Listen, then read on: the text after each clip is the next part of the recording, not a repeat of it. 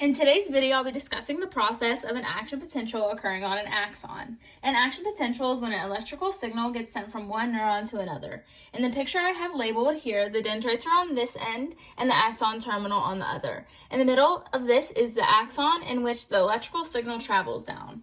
You'll notice that I used M&Ms and they're super huge, so I tried fitting them all in. It's going to be a mess, but I'll try my best to explain. So you'll notice on my polarized membrane that on the outside of the cell there's a lot of sodium ions and a lesser number of potassium ions inside. And because of that difference in the number of both of those ions, the sodium and potassium, it's going to cause a negative charge of 70. And when the signal that forms in the dendrites is strong enough, it will hit a negative 55, which is what we call threshold. If there is enough signal starting at the trigger zone, which is the axon hillock where I have labeled there, a voltage-gated sodium channel will open and sodium ions will be able to move in. And like I said, they're big, so it's going to be messy, but I'll try my best. And then this is because the membrane potential changed at the axon hillock. That is a depolarization event that is occurring. That depolarization then allows the next step to happen, which is if there is enough sodium coming into the cell, giving us that electrical change, it will allow more gated sodium channels to open, and sodium is going to move into the cell.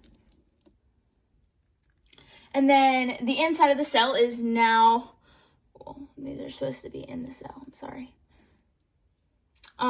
And the inside of the cell is now positively charged and the outside has become more negative because we have more ions in the inside than the outside.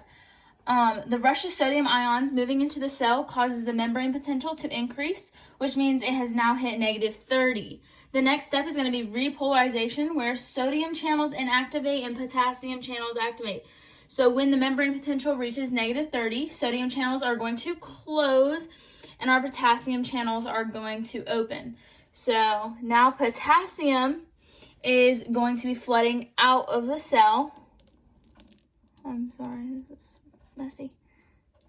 It's going to move out of the cell. And the inside is not going to be as positive as before.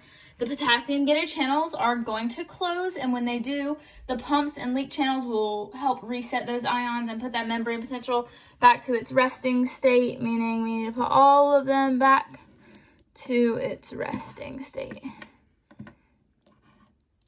And just travels down from the dendrites across the axon to the axon terminal, and that is an action potential.